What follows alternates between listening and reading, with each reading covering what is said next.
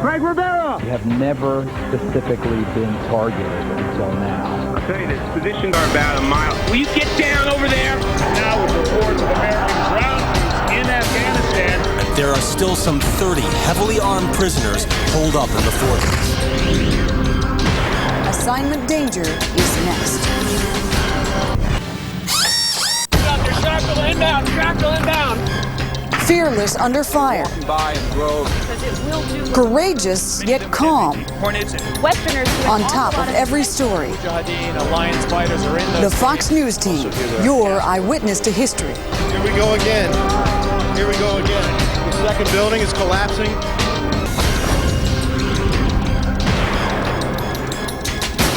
Welcome to Assignment Danger. I'm Linda Vester. You all have made Fox News Channel the #1 24-hour cable news network. And the secret to our success? Well, it's no secret. It's the folks who go out and chase down the news stories. In the next hour, our correspondents, producers, and photographers will tell you the real deal about what they've faced at home and abroad, covering the biggest stories in the headlines. First, we take you back to September 11th. We're taking a time out, plus a preview of the very latest fall TV shows. You're watching Fox Friends. Wow. We're nuts about nuts. It was a beautiful day. It was a warm end of the summer day. Top story. Yeah. Garrett Condit still. It was around 8:05 a.m. on September 11th, and American audiences were still being inundated by the media about the Gary Condit-Chandra Levy story. There's been some suggestion Chandra Levy may have been pregnant. Basically, we're in our editorial meeting that we get into around 8:30. All the bureaus from across the country, all the Fox bureaus are on. In addition to the continuing coverage of Chandra Levy's disappearance, a famous sports celebrity was about to break some good news that day. I was standing on the set of Fox and Friends, waiting to talk to Brian Kilmeade during a break. We were about to start doing live shots for Michael Jordan, whose imminent return was expected the next day. It was just a regular schmegular day, yeah. I was just walking into the studio that day. I started my day at Bryant Park at a fashion shoot. Liz Lang has got something a little extra. It was for a fashion shoot that was catering to pregnant women. I had an early morning shoot. We were working on another story. I think we were doing a special on UFOs. I was supposed to meet Rick Fulbaum, and I was getting to location, unloading my gear. I wear this little wireless IFB, we call it, a thing in the ear that allows the producer in the control room to talk to me. And I heard this very urgent voice get in my ear and say, "John Scott, Studio B, now!" And as we finished up the editorial meeting, we realized something was not right down at the bottom of Manhattan. Our senior producer, he says, just had a plane crash into the World Trade Center. And for that moment, everything just stopped. My pager started going off. My pager went off. I got a phone call from my father in Chicago. It said, "A plane has hit the World Trade Center. Please call the desk immediately." He said, an airplane just hit one of the trade towers. I said, "You're joking." He said, "No, I'm serious." And it was from a girlfriend. My girlfriend works in the World Trade Center. She said she heard a loud explosion, and she looked and saw a bunch of debris fall past her window onto the street below. And it was just a minute or two later that we got the pictures up from the helicopter. I saw my bureau chief, Jay Wallace, just get down there. There's a satellite truck on site. It was strange. It's like sending someone into, something where they could potentially die. We just saw another one. Another plane just flew into the second tower. I was very conflicted because as a reporter and a journalist, I knew it was my job to go there, but as a person, I was scared to death. The adrenaline's pumping, and the goal was to get there as quickly as possible, as safe as possible. The quickest way to get downtown is the subway. I hoped that there wasn't gas attacks or bombs on the subways themselves. Driving through red lights and being in line with emergency vehicles. But as soon as we hit the West Side Highway, we had our first look at the towers. The closer we got, the clearer it became that there was a hole in this building. And that's when we all sort of said, "Oh my God." The very first thing we did was we got some establishing shots. I got close to the tower and was shooting it, but it was so tall that I had to keep backing up to get a better shot. And when I got the first tight shots, I realized what was happening up at the top. People start shouting, they're jumping. And I look up just in time to see someone leap from what must have been the 108th floor. I just do not believe this is happening. This is ridiculous. Please stop jumping. They really must have felt like they had no other choice. That decision that they made remains for me the most horrifying part of the whole tragedy. I realized there were jumpers and people lining up in the window wells, and I shot the first two that I saw and then turned off my camera because I was overcome with emotion, actually. You're conscious of what's happening, but it's sort of, looking through the viewfinder is sort of an insulator. It's black and white. It's not color. You heard people screaming, the Pentagon was hit, because we didn't have any of this information. Our pagers weren't working at that point. Our cell phones were not working at that point. We had absolutely no contact with our news desk. We were probably at the first live report from the ground. Rick Leventhal. This is still a major disaster in progress. We look up and we see this big jet, like a 737 or a 720. It was a 757? About that, it was a big jet. Yeah. We saw it come, just looking like it's sideways. At first, we thought it was just going to try to miss it. Bang! Right into the middle of it, like around the 70th floor. And then a half hour later, we see the second one bang into it.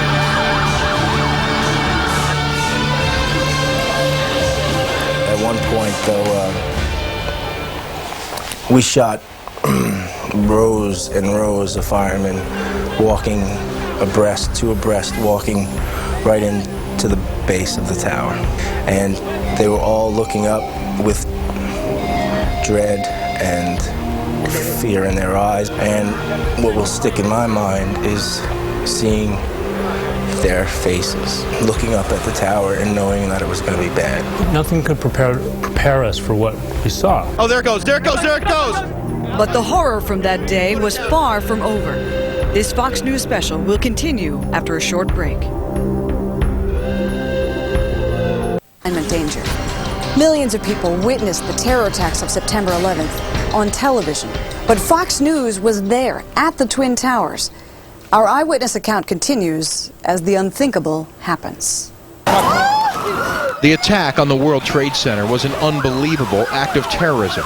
Still, what was about to occur at Ground Zero was beyond anyone's imagination. I've turned around and framed up the building in my camera. Heard a deafening roar like a freight train, like 100 freight trains running past us.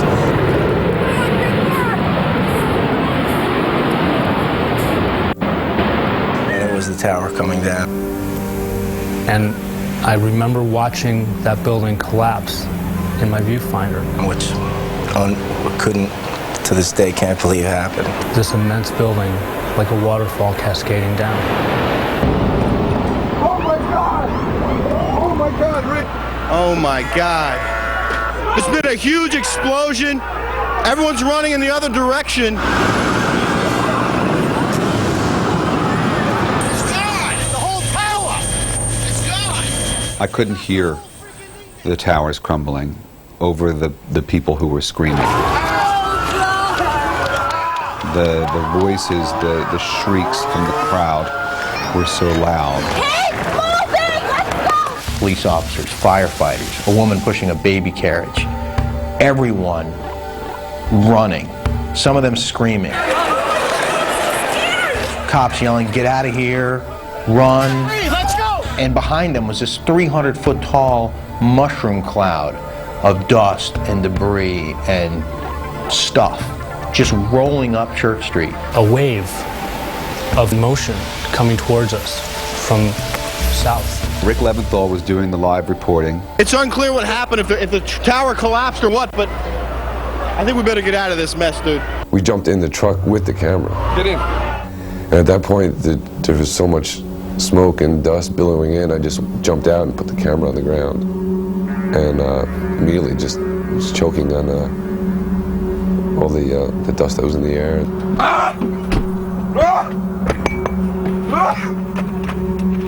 We We didn't know what was going to happen next. We didn't know if other buildings were going to fall down after that. We didn't know if the street was going to collapse. I felt that we needed to get out of the area. Assignment danger, bro.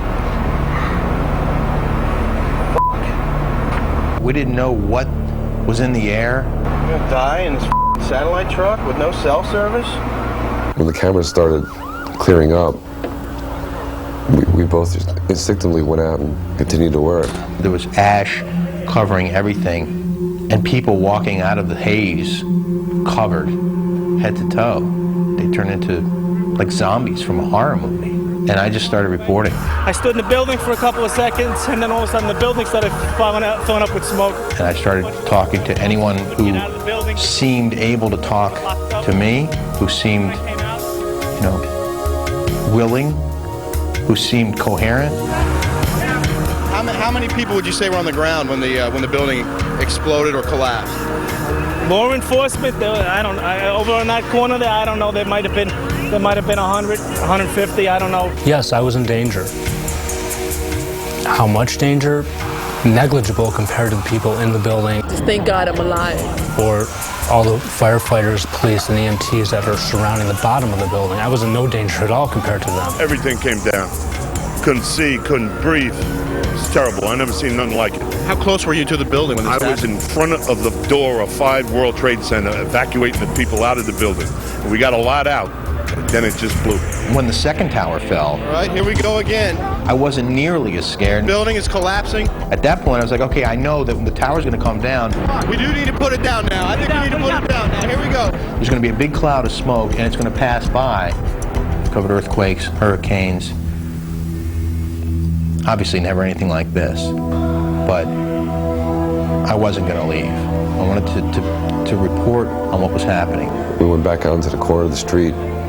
And that's when, like, we saw, I thought, the most moving pictures of the day. Just all these people running and walking out of this cloud. You were right there at the building? Yes, how people try. Covered, and was just dazed and confused and bloody and crying. I remember that at one point on the West Side Highway, the first wave of fire trucks and firemen who had been down there and who had escaped. These are firefighters who responded to a search call right after the second explosion. We felt like we had been through hell. These guys had literally been there. They were bloodied and they were covered from head to toe in soot. It was horrible inside, I tell you. After the second plane, we were in the south tower, and then we were in the lobby, we were getting ready to go up to the upper floors, and there was an explosion. We started running for cover. And we made, neither one of us made it to the door, right? But after the dust lifted, there was sunlight, so we walked off light. So many people lost their lives that day. Listen, we lost a lot of friends today, okay? So many people became heroes that day for what they did. We're doing a search. There's hundreds of people under that debris. In the face of that disaster, in the face of that attack. And that gave me a lot of strength, seeing those heroic acts. You never imagined it would be like this. No way it would be like this. As far as worst case scenario, this is the worst case scenario. I don't think it could be any worse than this. This is an act of war. This is war. This should be war. The world will never forget the innocent victims and the brave heroes who died trying to save them. We all still grieve for their families. Next up, Fox News ships out overseas to cover Operation Enduring Freedom. Operation Enduring Freedom began just weeks after the 9/11 attacks, and we quickly dispatched our Fox News teams to cover all fronts overseas. Getting to the story wasn't easy, and avoiding danger, well, that was nearly impossible. Here's correspondent Jonathan Seri. Alliance soldiers battled pro-Taliban fighters in northern Afghanistan. We knew our assignment in Central Asia involved risk. Our journey started in neighboring Uzbekistan, which kept tight control of its southern border. These Uzbek forces have spent the past days strengthening this fence. This is added protection in case the Taliban were to launch a full-scale invasion. Behind this fence is the Amu Darya River, and on the other side of the river is Afghanistan.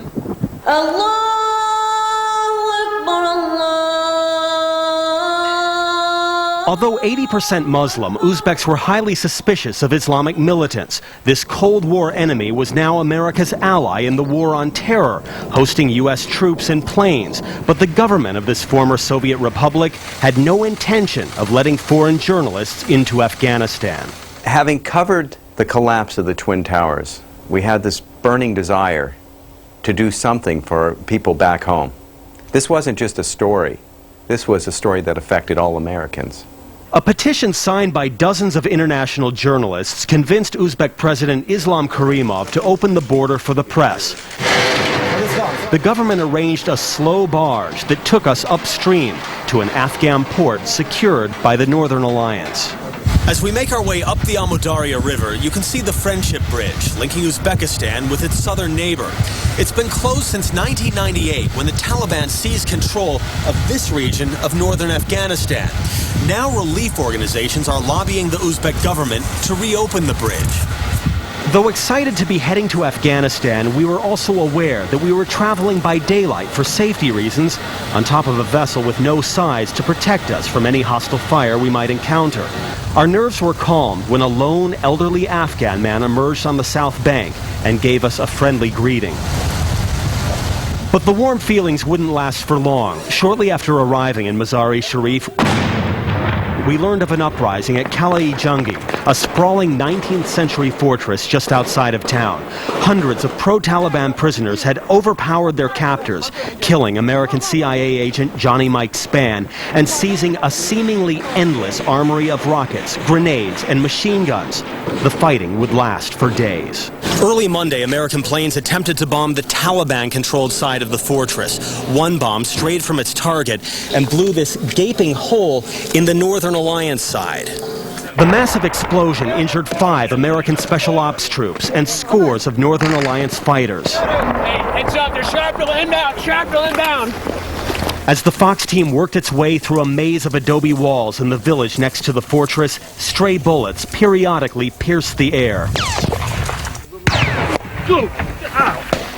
Shrapnel from an exploding mortar injured a Sky News cameraman. There were rumors as many as 50 armed Taliban had escaped the fortress. We found several shot dead in the village. Each evening at sunset, we'd head back to the 5-story concrete structure in Mazar-e-Sharif we called home. Our editing sessions, whether conducted on the floor or a communal table, always attracted a big crowd glued to the images of battle.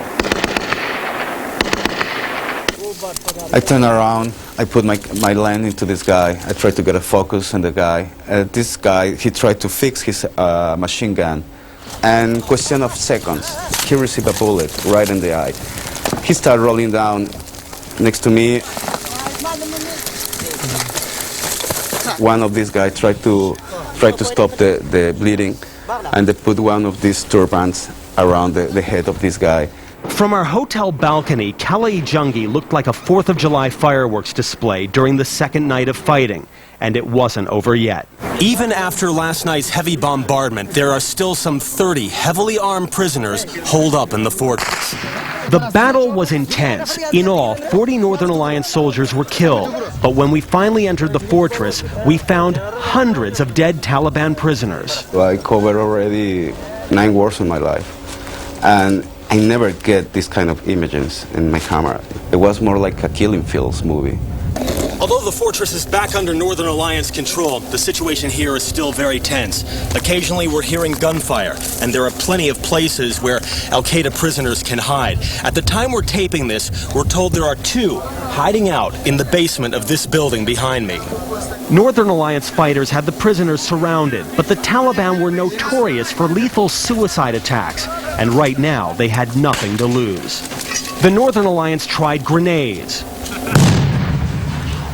but in the end they had to flood the basements to flush out the prisoners, including American Taliban John Walker. While we were there, General Rashid Dostum, the Northern Alliance warlord controlling much of the area around Mazar-e-Sharif, returned to his fortress, assuming a throne-like chair next to 2 Taliban leaders who had supposedly defected to his side. In this part of the world, alliances and friendships can change overnight or in a split second. At one point, while we were filming inside the fortress, a Northern Alliance officer actually pulled a gun on us and threatened to shoot us if we didn't stop filming.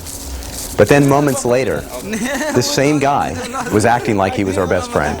But as frightening and uncomfortable as our time there was, it seemed minor compared to the permanent conditions for so many people who live in what remains one of the most dangerous parts of the world. Jonathan Seri, Fox News. Up next, Fox News correspondent Steve Harrigan, William LaJeunesse, and Geraldo Rivera recount their assignment danger. That's right after the latest headlines from the Fox News desk. Our first correspondent in Afghanistan was Steve Harrigan. A rival network had sent him in, but they neglected to renew his contract, so Fox signed him up. We sent in photographer Joel Fagan to team up with him, and for the next 3 months, they filed reports directly from the front lines of the war on terror. Here's their story. I'd been in Russia for 10 years, so I thought I had seen poverty and bad things, but going to Afghanistan just blew me away at just how backward it was. You know, you drive up to a village and you think it's an archaeological dig, and then you realize people are actually living there.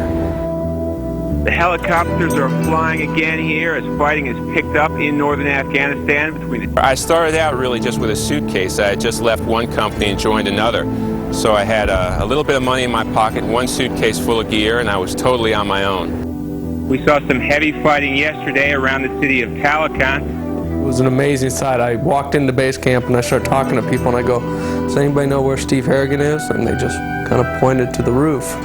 And it was just one single tent and table with a camera on it, and that was Harrigan. Our goal was to go as far forward as we could, and where we could see the action safely, and try and report from there and not go backwards after that. So we went about probably about 30 miles from Kabul, where we could see the bombing going on every day. Stevie and Brian, we've heard a lot about the U.S. forces targeting Taliban frontline positions north of Kabul, but I can tell you, maybe you can hear that they certainly still have some teeth left in them. You know, I felt like we were in a fantastic position to see the war, and you know, a lot of news is waiting around, you know, but when we were there and planes were right overhead and I could hold the microphone up, it was fantastic. We see that you're wearing the helmet. We know it's serious. You've got a flak jacket on. Steve, explain once again who is shooting at whom behind you. I'll tell you, the positions are about a mile. Will you get down over there? I think there were two scary moments. One was when they parked a tank next to the house where we were staying in the fort, and it drew a lot of incoming fire. And it drew incoming fire while we were on camera and while we were doing live shots. I watched it explode over Harrigan's shoulder. So, I mean, I don't know, is that luck or is that fate? I don't know what that is. When you watch something explode 400 meters away from your correspondent and know that, you know, one little adjustment and it would have probably hit us. There were some heavy gunfire from the Taliban frontline position. There were times we couldn't turn on the lights. I mean, we were getting such grief from the control room. He looks like the devil, do something about his eyes. But what they fail to understand is, you know, whether or not, I'm not really going to make Steve a target by putting a light on him. I mean, and that's what you become. You show a light and you become a target. We were living with Northern Alliance troops in one of their forts, and we were paying them to rent a room. Their good living conditions are our worst that we'd ever see. It was a mud hut. But to them, it was a nice mud hut. They didn't have running water, so you'd have to send someone out, you know, for a bucket of water. So I learned how to say warm water, and I learned how to say stop staring at me. Those were the two first expressions I learned. You can't hump enough food with you, so you got to eat the local food. So you eat with what the soldiers are eating, and you know, it's rice and beans, rice and beans, rice and beans, rice and beans. And I think that was a huge reason why I think we were accepted, because we would sit with these soldiers and drink chai, drink their tea with them, learn their customs, and they'll accept you. On the trip south, we drove through the mountains for about 3 days to get there. We drove night and day to go south because you had to go around all the Taliban. The Taliban were still in control then. The other bad moment was in the South, where they really didn't like us. You had to cover up. So I was in a Jeep most of the time, covered with a shawl so they couldn't see my face. And even though there probably wasn't a whole lot of danger, it can make you paranoid driving around like that. You're in a hot Jeep with the windows rolled up, and you're completely covered, or you throw a blanket over your head. You know, even if there's nothing there dangerous, it can make you a little bit nutty. After 5 years with no movies, the cinema is back open in Kabul. It's created a tremendous experience. There was always a sense that you were weird, that you stood out, and whenever you stopped on the street to do a stand-up or anything, you were immediately surrounded by hundreds of people.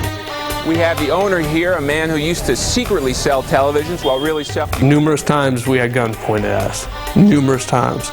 And you know what? If the guy next to you, your fixer, doesn't believe in you, you know, he'll walk. He'll take a walk and he'll say, have at him. We're in Kandahar City. We're actually in what used to be Mullah Omar's house. That house came pretty close on the way out. When we were done with our last interview with Hamid Karzai, their last live shot, we're trying to get out of the country. And they kind of turned things on us. They said, you know, we need 10 more grand. We need $10,000.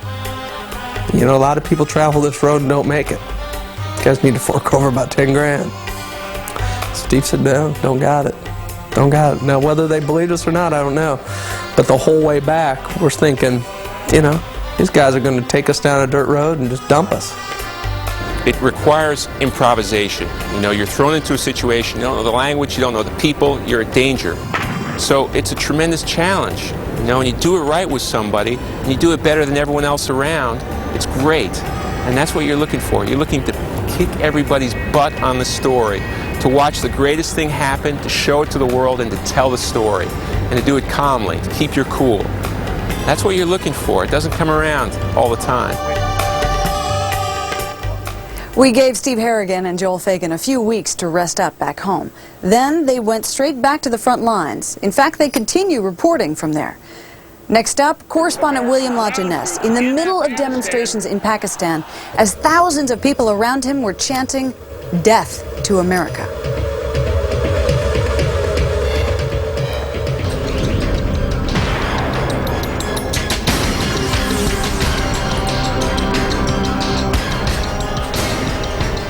Danger.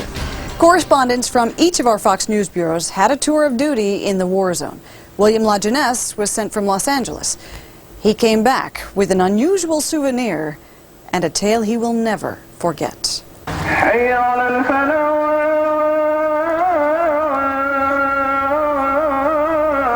William LaJeunesse in Jalalabad, from which those 4 journalists were killed. These people pleaded with their lives. They were beaten with rocks. They were pummeled with gun butts from men who allegedly said they were from the Taliban seeking revenge. I don't think anything's going to happen to you. I mean, if you did that, you wouldn't get out of bed in the morning. You wouldn't go out. Oh my God, I could get hit. To me, it's an adventure. And you deal with it when you get there. What I found was Pakistanis disliked America. They definitely disliked American policy, but they didn't necessarily dislike us. I like America, but America attacked in Afghanistan. I hate America. I don't go to America. Part of me was, I was there to report for American viewers and try to make Americans understand what Pakistanis thought. The other half of me as an American wanted to make them understand what we were doing and why we were doing it. Osama bin Laden, he's already wanted for crimes in the United States, and the Taliban would never give him up. But America is claiming that, but they have not proved it so far, no? It was kind of frustrating because you go, I'm not getting through to them. And then you step back and go, that's not my job to get through to them. But you wanted to because you're an American and you felt that we were right. America like to be democracy. We don't like the democracy. We people are, we must be fight. America is, Afghanistan is not alone. There are 3 million Afghan refugees already in Pakistan. This is a refugee camp near Islamabad. And as much as I have tried to tell them that America is not the enemy of the Afghan people, that we are after bin Laden and the terrorist network, they don't believe it. I remember going to one refugee camp The elders of the camp said, you know, you shouldn't be here, it's not safe, it's dangerous, whatever. We said, well, the heck with it. We got to go talk to these people because, I mean, the viewer wants to know what the heck they think. So it's our job to go in there and get it. Violent, deadly demonstrations have erupted. They got wild, and I mean, I broke ribs both two times in those demonstrations. Some of it from just being, you know, running and jostle around. Another time, just an accident where the street gave way under me. Several buildings were burned. A police station was destroyed. It's like a force of nature. You can feel when you're at a concert and you feel the boom, boom, boom, boom, boom. That is like covering a demonstration with 10,000 people or more. And now with reports of American ground troops in Afghanistan. We go up in the roof and we look down, and these the speakers would whip these people into a frenzy, and they had an American flag, and it was very emotional. They burned it, and then they ripped it up.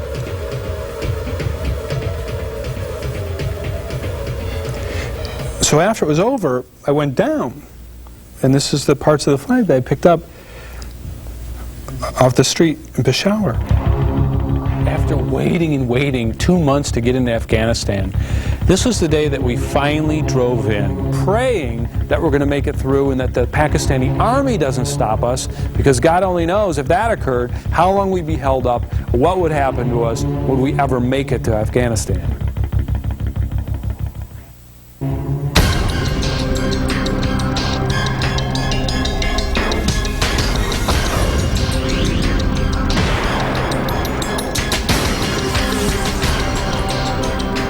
To our special report.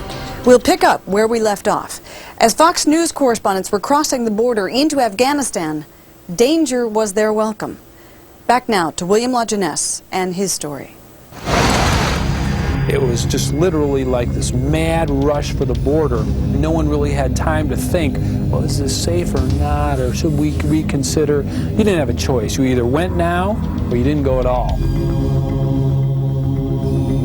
The sign says no foreigners allowed, but you have to go through there to get to Afghanistan. So we pile into a van with about 7 or 8 Afghan warriors, all armed to the teeth. We are basically hiding in the back. Up until we got to the border, I wasn't sure it was going to be safe enough to risk a crew on. We're in a convoy of about 7 cars.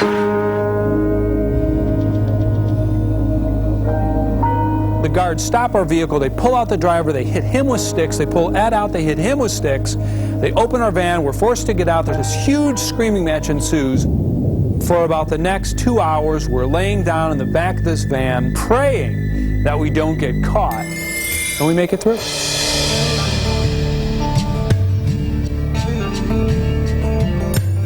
As soon as we got across the border, I think the first thing was that these anti-aircraft guns started to open up, and we thought it might be us, and it turned out it was celebration. These people are cheering because the Americans have come and old Afghan fighters have come to liberate them from the Taliban.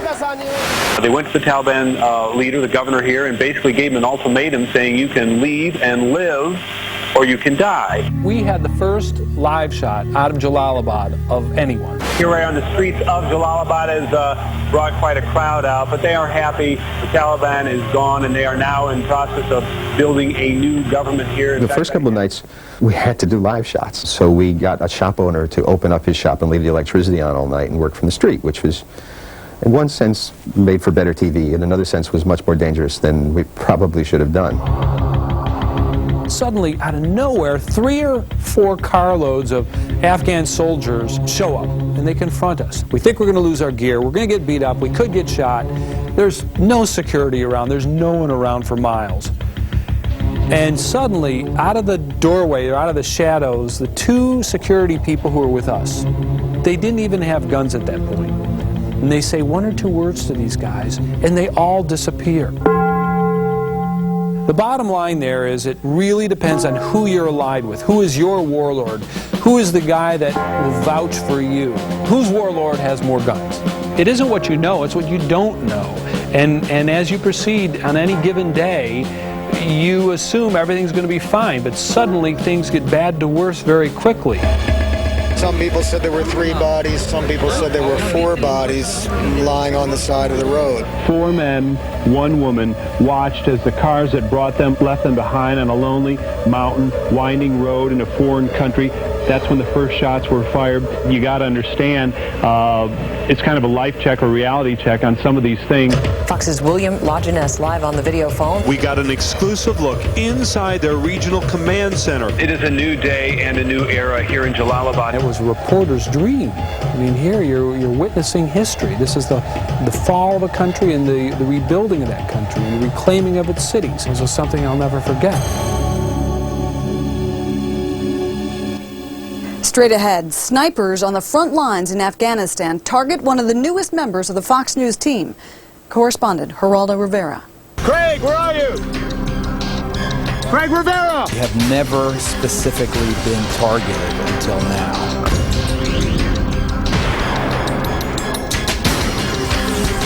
Back to our program.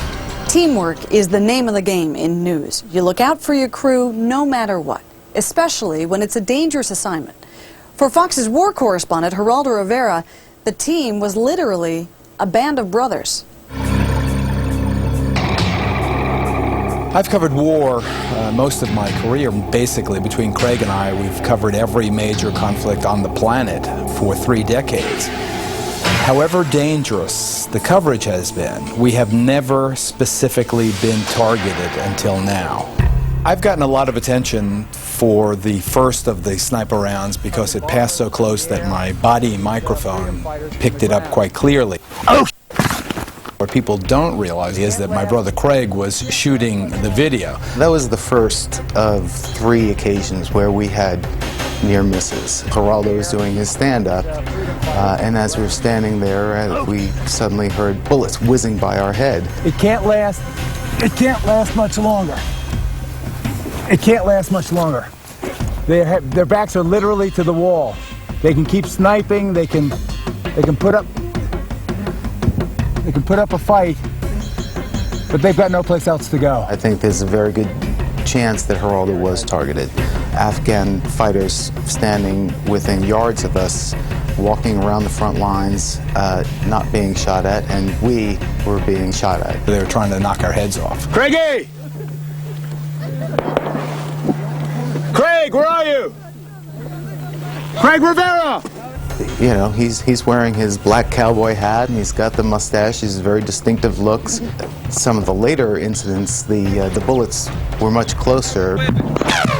And I could only tell because they got much louder and I could actually feel them going by my head. I thought that hit you. That was so close. Oh, Jesus. You never knew where the enemy would come from. It was an incredible adrenaline rush. Quick, go, go, go, go, go, go, go, go, go. Go, go, go. Come on, Greggy. Down here. Here, down, down, down.